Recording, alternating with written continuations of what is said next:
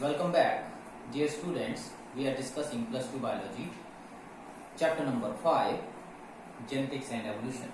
पिछले वीडियो में हमने इंट्रोडक्शन के बारे में चर्चा की थी आपसे.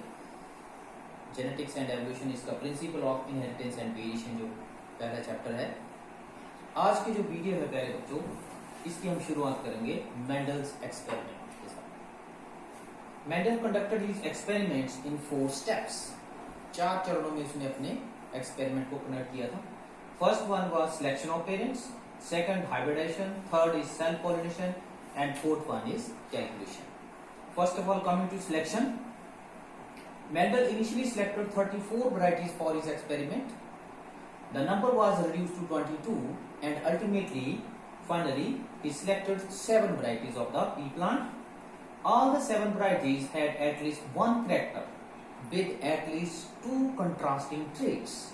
जितने भी उसने प्लांट सिलेक्ट किए उन प्लांट्स में 2 कंट्रास्टिंग ट्रेट्स थे. जैसे फॉर एग्जांपल अगर हाइट का उसने चुना, हाइट का जो करेक्टर था उसमें टॉल और ड्वार्फ. पोजीशन थी फ्लावर की, उसमें कंट्रास्टिंग 2 करेक्टर थे, एक्सिलरी पोजीशन और टर्मिनल पोजीशन. जैसे कि हमने अपने पिछले वीडियो में देखा था, जो भी उसने 7 करेक्टर स्टडी किए उसके जो कंट्रास्टिंग ट्रेट थे उनको हम बिल्कुल क्लियरली डिस्टिंग्विश कर सकते हैं. Next one, each trait was confirmed to be true breeding by Mendel by allowing the plant to self pollinate.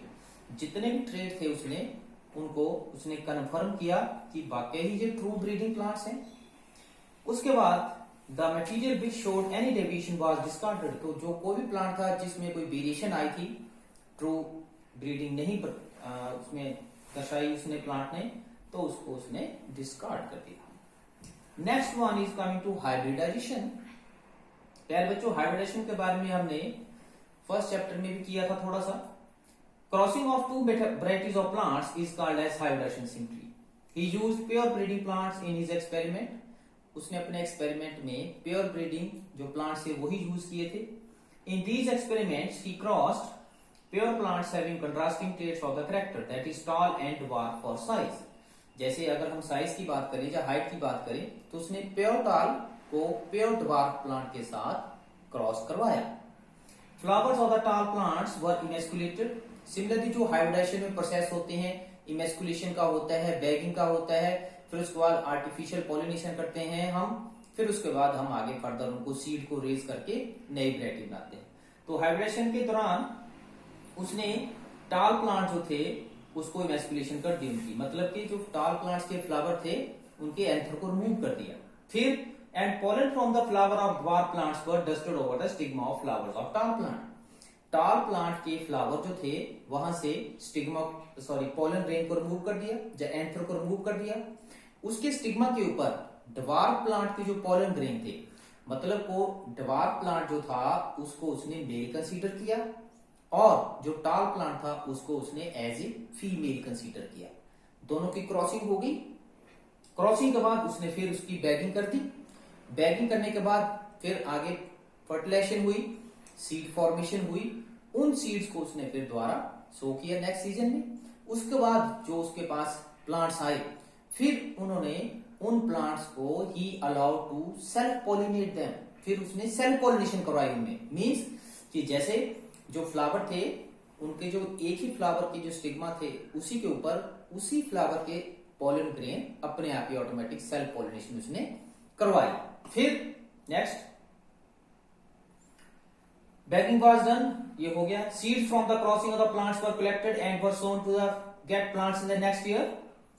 Then the so found plants were named as F1 generation.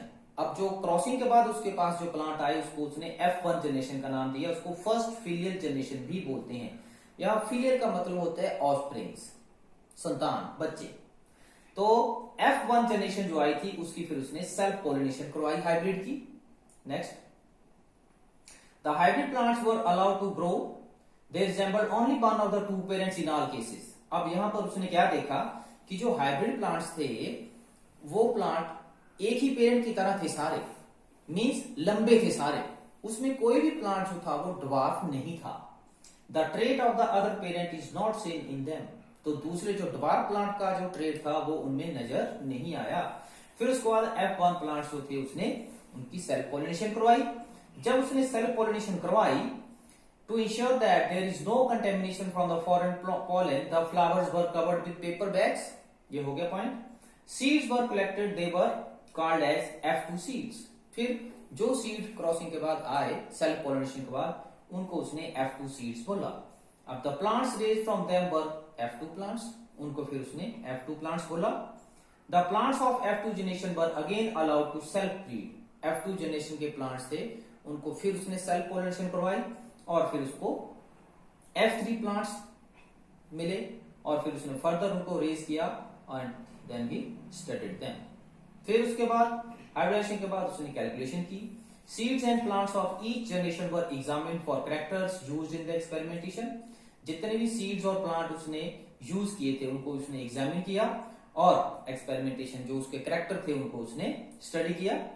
He maintained record of each crossing, जितने भी crossing थे F1, F2, F3 सभी generation का उसने proper record रखा।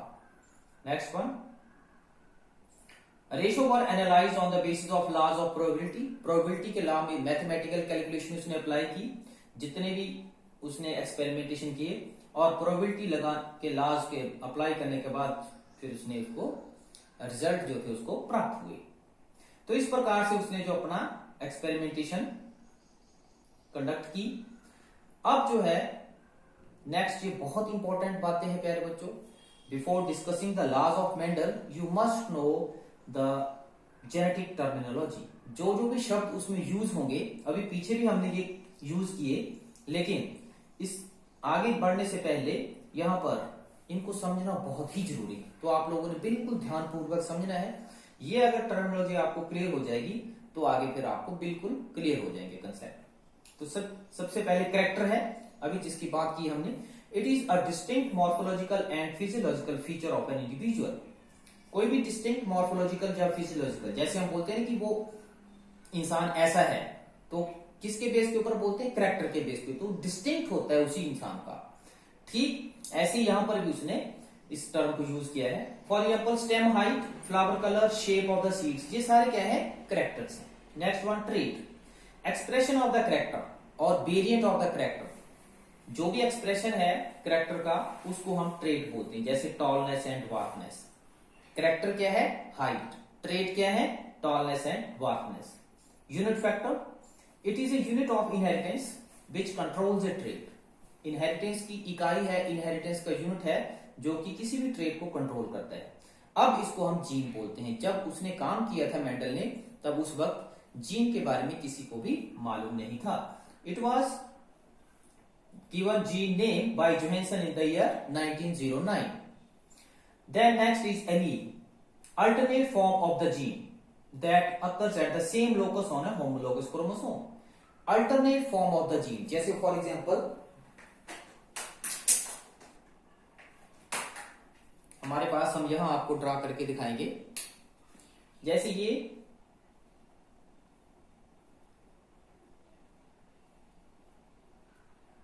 दो jeans हैं, ये इसकी और ये इसका क्या है? एलील। ये इसका एलील है। इसी तरह से इसमें भी ये इसका और ये इसका एलील है। Means alternate form of the gene. अब जो दो होमोलोगस क्रोमोसोम होते हैं, इसके ऊपर पोजीशन जो है सेम होती है। इसकी यहां पर होगी तो इसकी भी gene locus. Gene locus means position of the gene. तो ये gene and allele. Next one, gene is a segment of DNA that codes for unit of inheritance, while allele is a form of gene that controls a particular expression. यहां समझने जैसी बात है। Gene क्या है? DNA की segment होती है which codes for a unit of inheritance, जो कि एक इनहेरिटेंस का यूनिट है। जबकि एलील क्या है? Allele is a form of gene. उस जीन का कौन सा रूप है? वो है that controls a particular expression of the character. Next is phenotype. Phenotype means physical appearance of an individual, that is known as phenotype. The term was given by Johansson. किस प्रकार से वो प्रतीत होता है देखने में इंडिविजुअल? टॉल है या ड्वार्फ है? फ्लावर किस कलर का है? पर्पल है या व्हाइट है? सीड कलर किस तरह का है? तो वो सारे क्या है? फिनोटाइप है। इसी तरह से genotype, genetic makeup of an individual. प्यारे बच्चों, ये जो टर्म्स हैं ये बिल्कुल सिंपल करके लिखी है मैंने आपको, और सिंपल करके समझा रहा हूं। कई बुक्स में टफ लिखी हुई है, लेकिन मतलब तभी है अगर आपको समझ आए। तो जीनोटाइप का मतलब जेनेटिक मेकअप, किस प्रकार के जीन्स हैं। अब जैसे टॉल प्लांट है, उस दो प्रकार के हैं उसके जीनोटाइप्स, एक तो कैपिटल टी, एक कैपिटल टी स्मॉल टी। अभी जब एक्सपेरिमेंट आगे करेंगे तो वहां पर हम फिर आपके द्वारा इसको चर्चा करेंगे। फिलहाल आपने ये समझा जीनोटाइप का मतलब है कि किस प्रकार के जीन्स हैं, genetic makeup of an individual. Homozygous, individual having similar Mendelian factor, एक ही प्रकार के मेंडेलियन फैक्टर हो, जैसे capital T, small T, capital Y, small Y. तो ये क्या है, होमोमी सेम। अब इसमें दो कंडीशन है प्यारे बच्चों होमोजाइगस में, ये होमोजाइगस डोमिनेंट है और ये होमोजाइगस रिसेसिव है। दोनों स्मॉल टी और small Y they are homozygous recessive, and capital T और कैपिटल वाई क्या है, homozygous dominant. Next one, heterozygous, individual having contrasting alleles of the same characters on its two homologous chromosome. किसी भी individual में contrasting allele होंगे, homozygous में हमने देखा एक जैसे थी, लेकिन यहां पर अलग अलग हैं। ये डोमिनेंट है, एक रिसेसिव है, डोमिनेंट है, एक रिसेसिव है। तो इस तरह की कंडीशन को बोलते हैं heterozygous. Hetero means different. Next one is hemizygous, ये समझने जैसी है। Hemi means half. It is a condition where a gene is present in only single copy in a diploid cell. जैसे हम सेक्स क्रोमोसोम की बात करें, एक्स वाई क्रोमोसोम है। This condition occurs for those genes which are found on differential parts of XY chromosomes. ये condition उन jeans में पाई जाती है जो कि XY क्रोमोसोम जो है ह्यूमन में, समझने के लिए जो सेक्स क्रोमोसोम है उनके ऊपर जो जीन्स पाए जाते हैं वो हेमीजाइगस कंडीशन शो करते हैं, क्योंकि जैसे जो X के ऊपर जीन होगा उसका काउंटर पार्ट जो है वो Y के ऊपर नहीं होगा, जो उसका होमोलोगस क्रोमोसोम है उसके ऊपर वो जीन लोकस पे वो नहीं होगा। तो human males are hemizygous for haemophilia and red green colour blindness.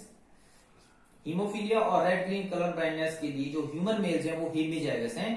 इनकी जो जीन्स है वो सिर्फ एक ही क्रोमोसोम के ऊपर पाए जाते हैं मेल्स में, और एक्स के ऊपर नहीं पाए जाते। In hemizygous condition the single recessive allele produces its effect. तो सिंगल जो रिसेसिव एलील है वो अपना इफेक्ट प्रोड्यूस करता है, क्योंकि उसका काउंटर पार्ट नहीं होता, इसलिए। Next is dominant factor, the factor or allele of a character which expresses its effect. अब हम द्वारा देखते हैं, जैसे अभी हमने ऊपर एक्सपेरिमेंट देखा, उसमें जितने भी F1 प्लांट्स थे उनका जो जीनोटाइप ये था, कैपिटल टी स्मॉल टी। अब capital T control for, it stands for tallness, और जो स्मॉल टी है ये ड्वार्फनेस को कंट्रोल करता है। अब चूंकि यहां ड्वार्फनेस के जीन भी हैं लेकिन प्लांट ड्वार्फ नहीं है, तो यहां पर जो प्लांट है वो टॉल है। इट मींस कि जो जे जीन है अपनी ये एक्सप्रेशन को एक्सप्रेस कर रहा है, और ये this gene can not express itself. The gene और allele which expresses itself is known as dominant factor, and the factor which do not express itself in a heterozygous condition that is known as recessive factor. ये बात बिल्कुल clear होनी चाहिए, बार बार आएगा। फिर एक बार देखते हैं, द फैक्टर और allele of a character which expresses its effect in the heterozygous condition even in the presence of its counterpart that is known as dominant factor, and the gene which do not get expressed that is known as recessive factor. Next one, dominant allele expresses its effect both in homozygous and heterozygous. यहां पर देखेंगे आप, जो homozygous dominant allele है वो यहां heterozygous और homozygous दोनों अवस्थाओं में अपने कैरेक्टर को एक्सप्रेस करता है, अपने ट्रेट को एक्सप्रेस करता है। जबकि जो रिसेसिव जीन है ये सिर्फ होमोजाइगस रिसेसिव कंडीशन में ही एक्सप्रेस करेगा। ये बात आपने यहां समझनी है। हेटेरोजाइगस कंडीशन में रिसेसिव जीन अपने आप को एक्सप्रेस नहीं करेगा। रिसेसिव जीन या रिसेसिव एलील या रिसेसिव फैक्टर कुछ भी बोल लो, और रिसेसिव होमोजाइगस कंडीशन जब आएगी तो ही ये अपने आप को एक्सप्रेस करेगा। मतलब प्लांट तभी डिबार्क होगा अगर उसके जो दोनों फैक्टर है वो स्मॉल टी होंगे, होमोजाइगस रिसेसिव होंगे। Dominant allele is designated by capital letters that is T for smallest. Next one, ऐसे ही 7 ट्रेट जो उसने स्टडी की थे उसके लिए हम 7 कैपिटल लेटर यूज करते हैं। Next one is recessive factor, it is an allele of a factor which is unable to express its effect, जैसे कि हमने अभी बात की, in a hybrid but can do so in the presence of another identical allele और homozygous condition. Homozygous recessive होगा तो ही वो अपने आप को एक्सप्रेस करेगा। Next one, they are designated by small letters, जैसे ड्वार्फनेस के लिए स्मॉल टी है, ऐसे ही सातों के लिए अलग अलग होंगे, वो आगे देखेंगे। Gene locus, the particular position of A gene on the chromosome, chromosome के ऊपर जीन कहां पर स्थित है वो जीन लोकस कहलाता है। Next, F1 generation, also called first filial generation, and the term was coined by Bateson. F1 generation represents the offsprings of a cross between two genetically different parents. दो genetically different parents हैं, जैसे suppose यहां पर ये capital T और ये small T, ये dwarf plant है, ये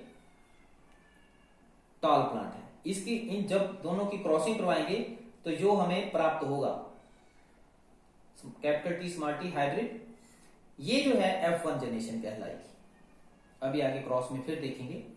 तो F1 generation represents the offsprings of A cross between two genetically different parents. F2 generation, it is a second filial generation which is formed through selfing of individuals of F1 generation. F1 generation की जो individual है उनकी जब हम self pollination करवाएंगे तो self pollination के बाद जो आगे सीड बनेंगे उनको जब हम लगाएंगे द्वारा फिर जो हमें पौधे प्राप्त होंगे वो F2 जनरेशन कहलाएगी। This term was also coined by बैटेसन।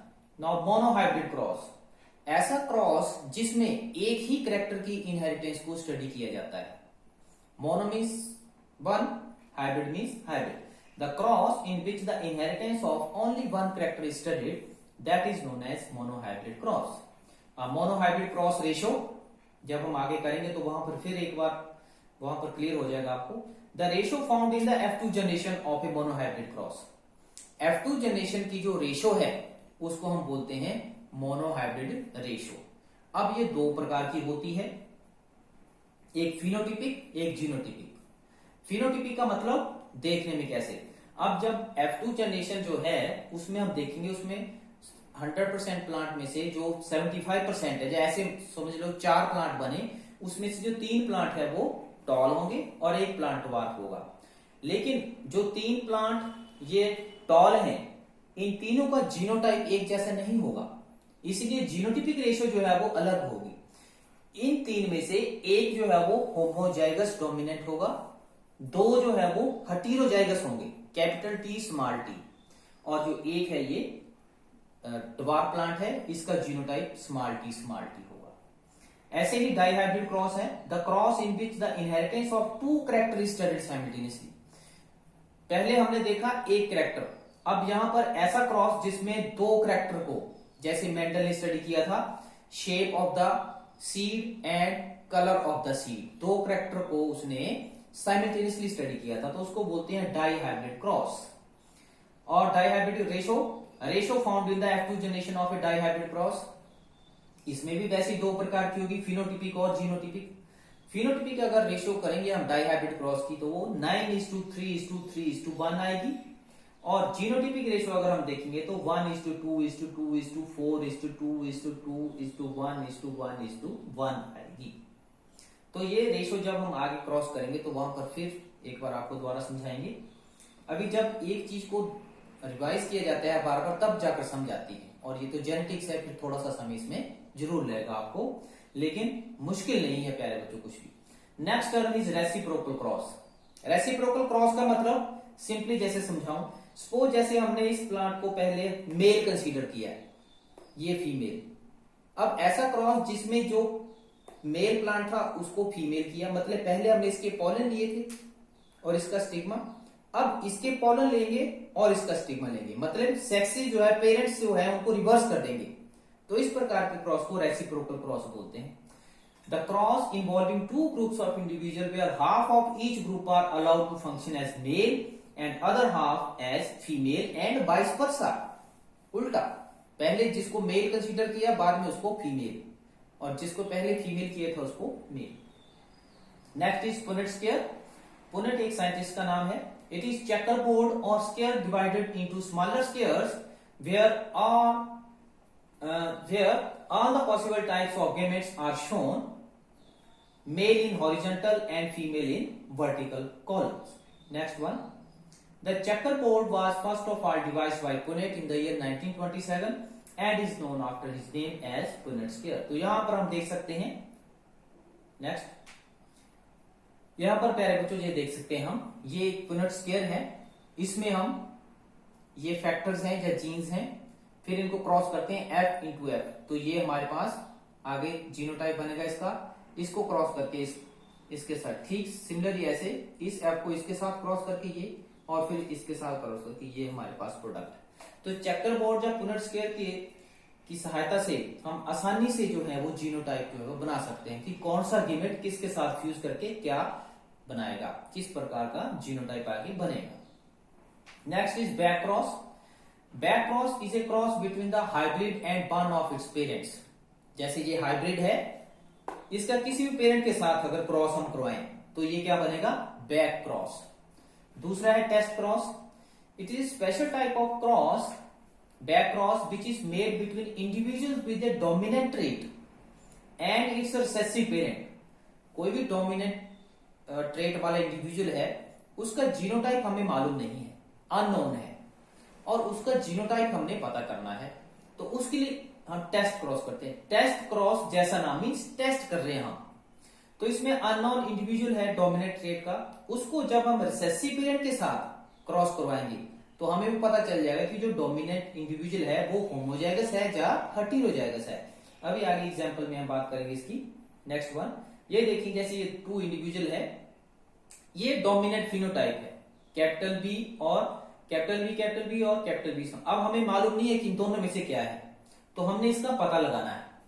अब इसको हम रिसेसिव पेरेंट के साथ, होमोजाइगस रिसेसिव के साथ क्रॉस करेंगे, तो नेक्स्ट, अब अगर तो ये होमोजाइगस हुआ, कैपिटल बी हुआ, तो क्रॉस के बाद हमें जितने भी इंडिविजुअल मिलेंगे वो सारे 100% ब्लैक होंगे। ब्लैक कलर है इसका गोट का, तो ये ब्लैक कलर मिलेंगे। अगर ये हेटेरोजाइगस होगी तो हमें 50% ब्लैक मिलेंगे और 50% व्हाइट मिलेंगे। तो इस रेशो के आधार पर हमें पता चल जाएगा कि जो अननोन इंडिविजुअल है, उसका जिसका जीनोटाइप अननोन है, उसका जीनोटाइप क्या है, ये रेशो देख के हम बता सकते हैं।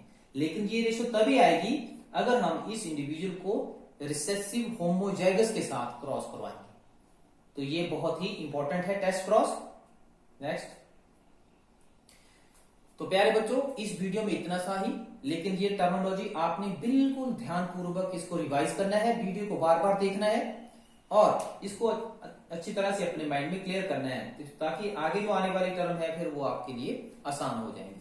अगर आपको मेरा वीडियो यूजफुल लगा हो तो इसको शेयर करें, कमेंट करें और लाइक करें। And to get similar videos on biology, please subscribe my channel and don't forget to press bell icon to get latest information. Thank you very much.